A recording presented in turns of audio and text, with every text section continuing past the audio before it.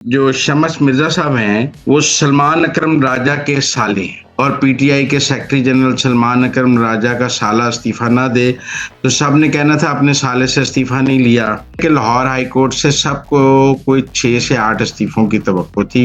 एक पीटीआई की कोशिश है कि ज्यादा से ज्यादा इस्तीफे आए। 27वीं तरमीम पास हो चुकी है, कोई तहरीक चल नहीं रही है, इमरान खान ने रेलेवेंट हो गए हैं, 2 हफ्तों से मुलाकातें बंद हैं। आप समझ लें बुशरा बुशरा बीबी जादू करती है कि हाँ जी काला जादू करती है। उनको पूछें बुशरा बीबी पीर है, वो कहेंगे हाँ जी बुशरा बीबी इमरान खान की पीर है। वो जो शहबाज गिल और वजाहत अली खान की लड़ाई है ना, वो तो बड़ी ही डेरोगेटिव और एक दूसरे को गंदी गालियां निकालने वाली लड़ाई हो गई। अपने मुखालफिन को गालियां निकालते थे, लेकिन अब ये एक दूसरे को जितनी गंदी गालियां निकाल रहे हैं, जितने गंदे इशारे ट्विटर पे एक दूसरे को डाल रहे हैं, नहीं वो तहरीक तो देखें एस्टैब्लिशमेंट की मर्जी से चली थी। जनरल कैनी उसके पीछे थे, एस्टैब्लिशमेंट उसके पीछे थी, जजेस उसके पीछे थे, सारे जजेस उसके पीछे थे, वकला उसके पीछे थे। परवेज खटक के दौर में ये मंसूबा शुरू हुआ, फिर परवेज खटक का महमूद खान का दौर, अब आके ये मुकम्मल हुआ। पहले भी आपको पता है केपी में करप्शन के बहुत स्कैंडल सामने आए हैं। अस्सलाम वालेकुम, मुज़म्मिल सॉवर्दी ऑफिशियल यूट्यूब चैनल के साथ मैं हूं आपकी मेजबान इकरार रियाज। हमारे साथ मौजूद है मुज़म्मिल साहब। अस्सलाम वालेकुम, क्या हाल है आपका? वालेकुम सलाम, बिल्कुल ठीक। आप सुनाएं, कैसी तबीयत है आपकी? मैं ठीक, अल्लाह पाक का शुक्र है सर कि आई एम श्योर हमारे नाज़रीन भी खैर आफियत से होंगे। तो मुज़म्मिल साहब व्लॉग का आगाज करेंगे। जिस तरह से आपने पिछले व्लॉग्स में जिक्र किया था कि अभी तो सिर्फ सुप्रीम कोर्ट से इस्तीफे आए हैं, अभी तो लाहौर हाई कोर्ट से और दीगर हाई कोर्ट से इस्तीफे आना बाकी हैं, देखेंगे कि क्या होगा। तो उसी बारे पेशरफ्त हुई है कि लाहौर हाई कोर्ट के जस्टिस शम्स महमूद मिर्जा ने भी इस्तीफा दे दिया है। क्या वो वाकई कोई इनकलाबी कानूनी दिमाग हैं और उनके इस्तीफे से कोई फर्क पड़ेगा?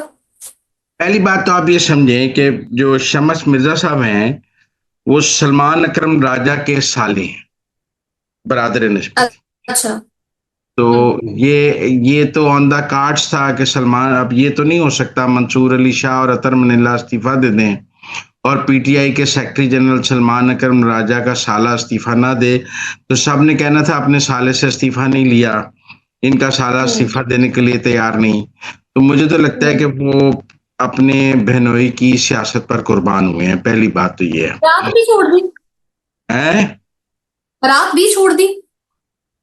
नहीं, मराद तो मिलेंगी ना उन्हें, वो उनको पूरी मराद मिलेंगी, माली कोई नुकसान नहीं है। और दूसरी बात यह है कि वो सलमान अकरम राजा चूंकि उनके बहनोई हैं और वो बहनोई हमारे यहाँ बड़ा अहम होता है, तो बहनोई के इस दबाव पर साले ने सब इस्तीफा दे दिया। पहली बात तो आप ये समझें। दूसरा ये है कि उनके अब सिर्फ 2.5 साल रह गए थे, कोई लंबा चौड़ा कैरियर उनका नहीं था। उनको पता था उन्हें चीफ जस्टिस नहीं बनाया जाएगा, उन्हें सुप्रीम कोर्ट नहीं जा सकते, आईनी अदालत नहीं जा सकते। उनका कैरियर सिर्फ 2.5 साल का रह गया था, उसमें भी उनके सुपरसीड होने के ज्यादा चांसेस थे। वो एक अलग उनकी बेइज्जती होनी थी कि वो सुपरसीड होकर यहाँ बैठे रहते, उस वक्त इस्तीफा देते ना देते तो आगे कोई इतना रोशन कैरियर भी नहीं था शमस मिर्जा का कि हम कहें कि जी बड़े 10 साल पढ़े थे, बड़े 6 साल पढ़े थे। 2 सवा 2 2.5 साल पढ़े थे, सलमान अकरम राजा के साले हैं। अब सवाल यह है कि लाहौर हाई कोर्ट से सबको कोई 6 से 8 इस्तीफों की तवक्को थी। उसमें शाहिद करीम, आसिम हफीज वगैरह समेत कुछ जजेस के नाम मुख्तलिफ अखबारात में शाया भी हुए हैं। आज ये भी था कि उन जजेस की गैर रस्मी मुलाकात भी होनी थी और कोई इज्तिमाई इस्तीफों की भी बात थी। लेकिन मुझे लगता है कि कोई इस्तीफों पर लाहौर हाई कोर्ट में जजेस के दरमियान इत्तफाक राय नहीं हो सका और वो ना होने की वजह से शमस मिर्जा को अकेले इस्तीफा देना पड़ा है। वरना तवक्को ये थी कि 2-3 इकट्ठे इस्तीफे आएंगे ताकि वजन बन सके, खबर बन सके। आप देखें ना, एक इस्तीफे की तो खबर भी नहीं बनती है और एक इस्तीफे की तो कोई टिकर भी नहीं चलता है। तो वो बात है। बाकी इस्लामाबाद हाई कोर्ट के सारा दिन अफवाह रही है कि जस्टिस इसहाक ने इस्तीफा दे दिया है, लेकिन वो कंफर्म नहीं हो सका और उन्होंने अभी तक इस्तीफा नहीं दिया है। इस्लामाबाद हाई कोर्ट से भी कोई इस्तीफे नहीं आए और लाहौर हाई कोर्ट से भी सिर्फ शमस मिर्जा का इस्तीफा आया है। मैंने आपको कहा था एक लड़ाई चल रही है। एक पीटीआई की कोशिश है कि ज्यादा से ज्यादा इस्तीफे आए ताकि उनकी तहरीक में जान डल सके। हुकूमत की और एस्टेब्लिशमेंट की कोशिश है कि इस्तीफे ना आए ताकि इस तहरीक में जान ना डल सके। तो एक तरफ इस्तीफे ज्यादा लोगों को इस्तीफा देने का कहा जा रहा है, दूसरी तरफ लोगों को इस्तीफा ना देने का कहा जा रहा है। अभी तो मुझे लगता है हुकूमत की और एस्टेब्लिशमेंट की मैनेजमेंट चल रही है जो इस्तीफे रोक लिए हैं, वरना तो कह रहे थे इस्तीफों का अंबार लग जाना है। ایسا لگتا ہے کہ اسٹیبلشمنٹ اور حکومت کی جو بات چیت ہے ناراض ججوں کے ساتھ وہ کوئی نہ کوئی رنگ لا رہی ہے. اب آپ دیکھیں نا شمس مرزا کے ساتھ تو بات ہو ہی نہیں سکتی تھی, وہ سلمان اکرم راجہ کے سالے تھے. باقیوں سے کوئی بات چیت چل رہی ہے جو انہوں نے آج استعفے نہیں دیے. باقی دیکھتے ہیں اگلے 2-4 دن میں کھیل سمجھ آ جائے گا. تو مزمل صاحب اب ہم بات کریں گے دی اکانومسٹ میں شائع ہونے والی رپورٹ کے بارے میں کہ بشرا بی بی کے ہوش ربا انکشافات جو وہ کرتی تھیں, کالا جادو, یہ وہ اس طرح کی چیزیں جو ہیں وہ رپورٹ میں شائع ہوئی ہیں دی اکانومسٹ میں. اب حکومت کا سٹانس اور دیگر پارٹیوں کا سٹانس تو ہم نے دیکھ لیا, تو اب پی ٹی آئی کی جانب سے جو رد عمل دیا جا رہا ہے وہ یہ ہے کہ یہ کہہ رہے ہیں کہ یہ تو ڈالر دے کر چھپائی گئی رپورٹ ہے اور عدت کیس جیسے گھٹیا حربوں سے زیادہ یہ کچھ نہیں ہے. کیا بات واقعی اتنی سادہ ہے؟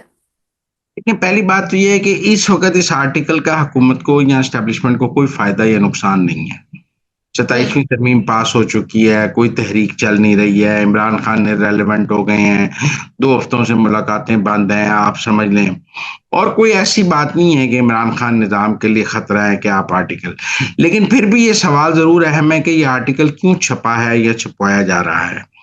دیکھیں, ایک تو پاکستان کے اندر عمران خان کا امیج ہے, ایک اس کا انٹرنیشنل امیج ہے جو اس کے لیے وہ اس کے باہر اوورسیز پاکستانی لابنگ کرتے ہیں, کانگریس مینوں سے ملتے ہیں, برطانیہ میں house of common, house of lords کے لوگوں سے ملتے ہیں, اور جگہ یورپین یونین میں اس کے لیے لابنگ کرتے ہیں. آپ دیکھیں نا مختلف جگہوں پر پی ٹی آئی اوورسیز لابنگ تو کرتی ہے. یہ آرٹیکل اس لابنگ کو نقصان پہنچائے گا, آپ سمجھیں. جب یہ آرٹیکل جو ہے یہ کہ جی عمران خان ضعیف الاعتقاد ہے, کالے جادو پہ, بلیک میجک پہ یقین رکھتا ہے, بڑا ہی ریلیجس ہے, یہ ان کے انٹرنیشنل امیج, جو ان کا ایک انٹرنیشنل امیج بنانے کی کوشش کرتی ہے نا پی ٹی آئی, اس کو ڈیمیج کرے گا. یہ پاکستان کے عام آدمی کو یہ ساری باتیں پتہ ہے. آپ سڑک پہ چلے جائیں, ایک عام آدمی کو, ریڑھی والے کو پوچھیں بشرا بی بی جادو کرتی ہے, کہ ہاں جی کالا جادو کرتی ہے. وہ پوچھیں بشرا بی بی پیر ہے, وہ کہیں گے ہاں جی بشرا بی بی عمران خان کی پیر ہے. پوچھیں جی بشرا بی بی عمران خان کو پہلے سے باتیں بتا دیتی تھی, وہ کہیں گے ہاں بتا دیتی تھی.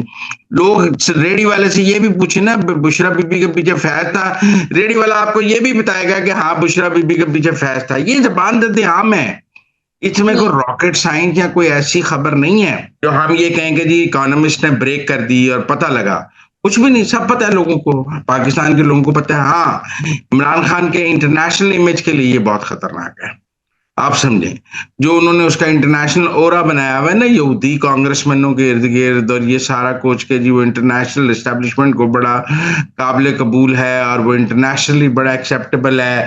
انٹرنیشنل امیج تو اس کا بڑا آپ نے لبرل کا بنایا ہوا نا, سیکولر کا, تو اس کو ڈیمیج کرے گا یہ آرٹیکل ضرور. میرے خیال میں وہ کوئی انٹرنیشنلی ان کو ڈیمیج کرنے کے پلان کا حصہ ہو سکتا ہے. پاکستان کے اندر تو اس کا نہ فائدہ نہ نقصان. تو مزمل صاحب ایک اور بات آپ سے جاننا چاہوں گی, جس طرح سے آپ نے کہا کہ پاکستان میں تو زبان زد عام ہے, ہر کوئی جانتا ہے, تو خان صاحب اس بات کو کیوں نہیں مانتے کہ وہ سارا جو ان کو بصیرت تھی, روحانی بصیرت تھی, ان کو پہلے سے علم ہو جاتا تھا کہ یہ ہونا ہے یہ نہیں ہونا. 4 گھنٹے ہم نے دیکھا کہ جو جہاز تھا وہ اڑان نہیں بھرتا تھا کہ جب تک بشرا بی بی کی جانب سے اجازت نہیں ملتی تھی. تو خان صاحب یہ حقیقت کیوں تسلیم نہیں کرتے ہیں.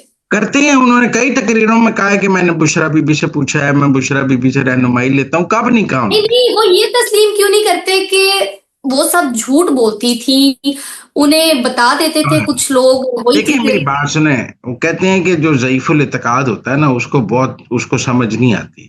یہاں ہمارے یہاں بہت سارے لوگ, بہت سارے جاہل پیروں پر, فراڈیے پیروں پر یقین رکھتے ہیں. تو ایک خان نے کر لیا تو ایسی کون سی بات ہے. لیکن میں آپ کو بڑی سمپل بات بتاؤں, ہمارا معاشرہ فراڈیے پیروں سے بھرا پڑا ہے. لیکن ٹیکنیکل بات کے جنرل فیاض انہیں پہلے بتاتے تھے, وہ ان کو بعد میں بتاتی تھیں. عمران خان کسی جنازے میں شرکت نہیں کرتے تھے, کسی تعزیت نہیں کرتے تھے, سمندر کے کنارے والے شہر میں رات نہیں گزارتے تھے. یہ کوئی ایسی باتیں نہیں ہیں جو میرا مطلب ہے پاکستان کے عام شہری کو نہیں پتا. سب کو پتا ہے ہزارہ کی لاشیں پڑی رہی تھیں, خان صاحب نہیں گئے تھے. سب کو پتا ہے خان صاحب نعیم الحق کے جنازے میں شرکت نہیں کی, اس کی تعزیت نہیں کی, عبدالقادر کی تعزیت نہیں کی. یہ کوئی وہ اپنے قریبی دوستوں کی تعزیت نہیں کرتے تھے. یہ سب باتیں جب سے اور پہلے کرتے تھے, بشرا بی بی کے بعد نہیں کرتے تھے. تو یہ میرے نزدیک یہ کوئی خبر یہاں کے لیے تو نہیں ہے. ہاں, انٹرنیشنل آڈینس کے لیے یہ ضرور امپورٹنٹ ہوگا, اور انٹرنیشنل آڈینس کے لیے یہ آرٹیکل بہت امپورٹنٹ ہوگا. مزمل صاحب یہ کیا ماجرا ہے کہ پی ٹی آئی کے یوٹیوبرز آپس میں ہی لڑ پڑے ہیں؟ ہاں یار بڑی دلچسپ لڑائی جاری ہے. وہ جو شہباز گل اور وجاہت علی خان کی لڑائی ہے نا وہ تو بڑی ہی ڈیروگیٹو اور ایک دوسرے کو گندی گالیاں نکالنے والی لڑائی ہو گئی.